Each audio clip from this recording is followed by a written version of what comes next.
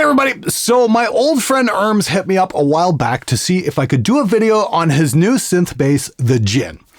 It's from Submission Audio, loads up into the contact player and sounds an awful lot like a raging Youll bass.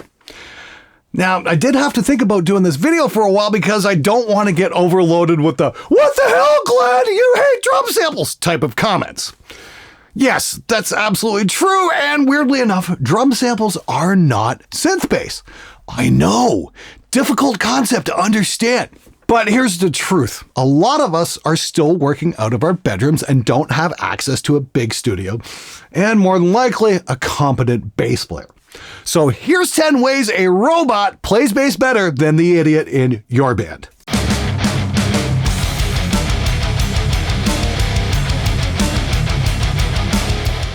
Number 1, you'll never hear, "Don't worry, I tuned it yesterday." How many of us have been in this situation? You get to the studio and the band is ready to rock, everybody's tuned up, and then the genius on the 4-string hits you with this bottomless wisdom. "Yeah, it's close enough for rock and roll, man." Fortunately, in the studio where it really counts, the Jinn bass is always in tune.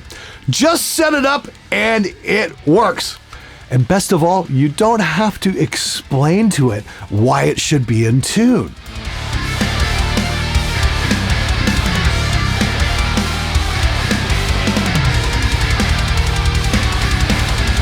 Number 2, it can play more than 5 notes consecutively. Ever have a day where the bass player is completely off his game and can't track more than 4 notes at one time? A day spent doing punch-in after punch-in to the point where you just want to punch him and punch him. Believe me, he'll deserve it. In the meantime, the easier solution is to just program a ripping bass line that will be played properly every single time. Hell, you can even use the adjustments to add in imperfections, just like your bass player does way too much, and not on purpose either. Missed frets? Got it. Palm mutes? Sure. Slides? No problem. Number 3, his mom won't be dropping him off to practice. Having a live bass player in your band is a bit like a double-edged sword. You want him to show up to band practice, but you know that when his mom finally does drop him off, you're just going to be disappointed with his playing anyways because he never bothered to learn the fucking songs! Thankfully, Jinn bass is not only available when you need it, it always remembers the songs just as long as you remember to hit that magical save button.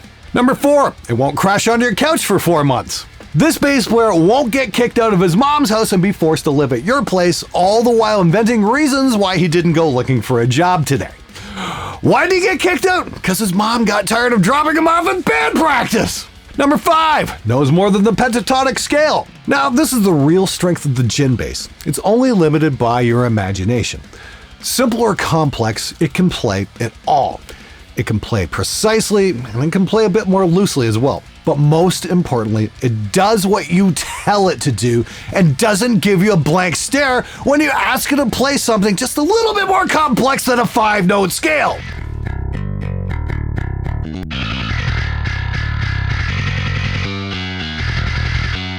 Good luck getting the bass player in your band to do that. For that matter, good luck getting him to stop drooling all over himself.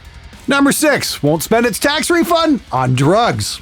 It's tax season. Better keep an eye on your bass player and how he spends it. Oh, who the fuck am I kidding? It's not like your bass player ever had a job to begin with anyway. Number 7, this bass player is upgradable.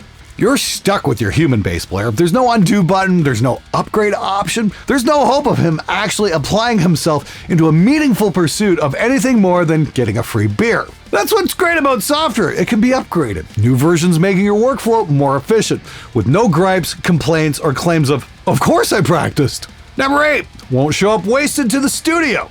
If your idea of a good time is spending a day watching Sid Vicious's less talented cousin burn up studio time, then sure, bring him in. You've got plenty of money to burn, and ultimately, this is an investment in him and your band. The only time you're going to waste on the Jinn bass is deciding which mode to use or if you need stereo width.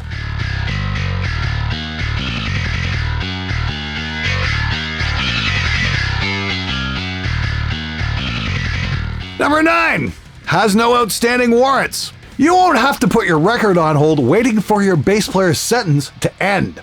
You can actually move forward with your musical vision with no holdups.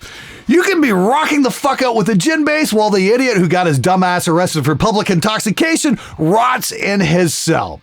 Just press play and you're good to go.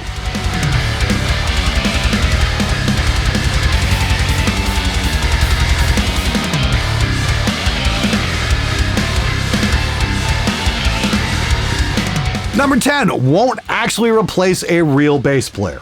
Now, before you all start screaming, "You're a hypocrite, Glenn! What's the difference between this and drum samples?" Well, it's quite simple, actually. Drummers appearing on metal records these days are about as rare as a live unicorn sighting. Sure, they say they played the drums, but we all know that's total bullshit. After it's been quantized, time-aligned, sample replaced, and sanitized, very little, if any, of what the drummer actually played winds up on the record. And, well, that's just pathetic. Drums are very difficult to record, and learning the process can be a daunting task. Recording bass guitar, on the other hand, is a relatively simple process. Just plug in direct and go. Finding somebody competent enough to play it, though, well, that's the real trick. Until that person magically appears in your band, the gin bass will just do the trick.